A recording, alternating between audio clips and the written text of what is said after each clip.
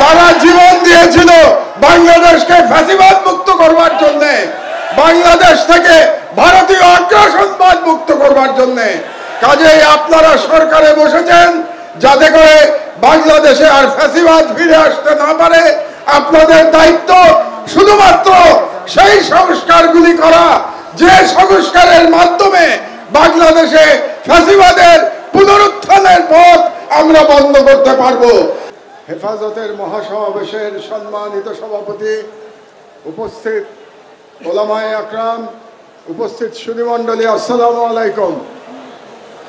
আজকে আমি প্রধানত এখানে উপস্থিত হয়েছি শাপলা চত্বরে যারা শহীদ হয়েছেন তাদের প্রতি শ্রদ্ধা জানানোর জন্যে এবং তাদের আত্মার প্রতি মাগফিরাত কামনার জন্য আমি আজকে আপনাদের সামনে উপস্থিত হয়েছি।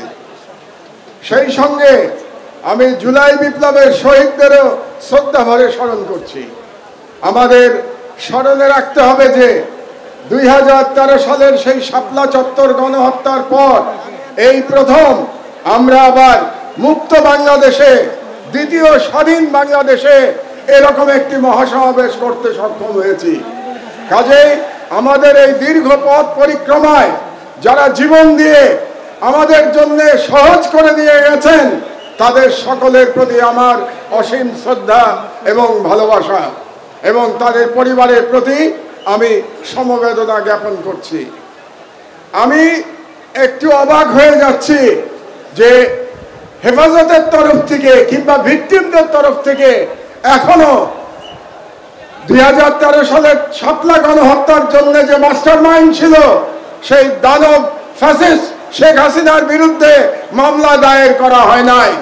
আপনারা কেন এখনো মামলা দায়ের করেন নাই আমি জানি না। আমি মনে করি শাপলা চত্বরে যারা গণহত্যার শিকার হয়েছে তাদের প্রত্যেকে শেখ হাসিনার বিরুদ্ধে গণহত্যার মামলা দায়ের করতে হবে। এটাই আমার আজকে 1 নম্বর দাবি।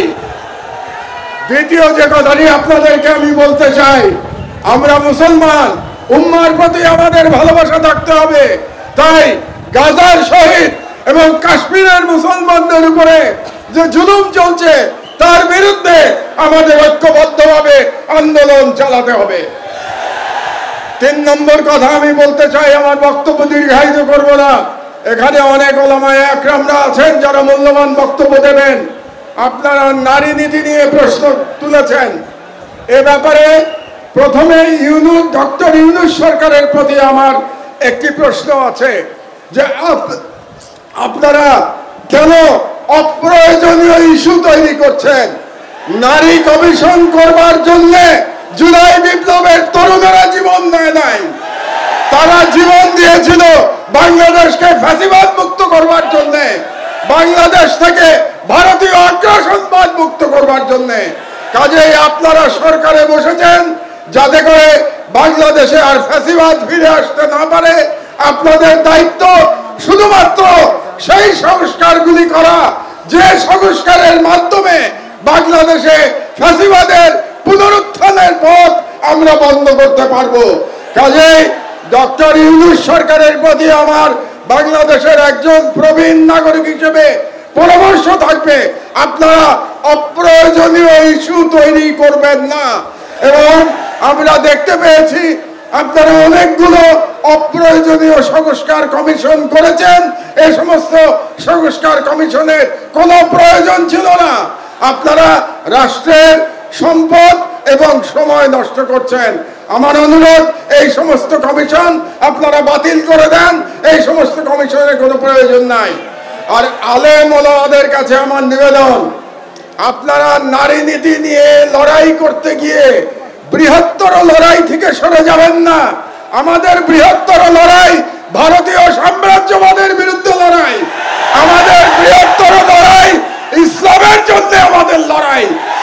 আপনারা যদি নারী নীতির মতো একটা ইস্যু দিয়ে আন্দোলন করেন তাহলে আমাদের যে বৃহত্তর আন্দোলন এটা ক্ষতিগ্রস্ত হবে। কাজেই নারী নীতির অবশ্যই আপনারা প্রতিবাদ করবেন, কিন্তু তার মানে এই না যে আমরা মূল লড়াই থেকে সরে যাব। মূল লড়াই থেকে আমাদের সরে যাওয়া যাবে না। এই জন্য আপনাদের কাছে আমার আহ্বান, আপনারা ঐক্যবদ্ধ থাকবেন। আমি বিশ্বাস করি বাংলাদেশের আলেম সমাজ যদি ঐক্যবদ্ধ থাকে তাহলে বাংলাদেশের স্বাধীনতা কেউ ছিনিয়ে দিতে পারবে না। কাজেই যে কোনো মূল্যে এই হেফাজতের মঞ্চ থেকে বাংলাদেশের সকল আলেমদের ঐক্যবদ্ধ থাকার আহ্বান জানিয়ে আমার বক্তব্য শেষ করছি। আল্লাহ হাফেজ।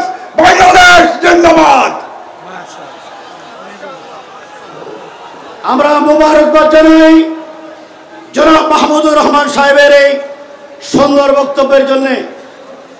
সংগ্রামী জনতা, আপনাদেরকে আমরা আনন্দের সাথে জানাতে চাই 2013 সালে শাপলা চত্বরে যেই গণহত্যা চালানো হয়েছে, এই গণহত্যাকারী কুলি ফ্যাসিস্ট হাসিনার বিরুদ্ধে তার মন্ত্রী পরিষদের সদস্য, র্যাবের ডিজি, পুলিশের আইজি সহ তৎকালীন স্বরাষ্ট্রমন্ত্রী সহ কয়েক শত নেতা কর্মীর বিরুদ্ধে আন্তর্জাতিক অপরাধ ট্রাইব্যুনালে আমি আজিজুল হক ইসলামাবাদী বাদী হয়ে মামলা দায়ের করেছি।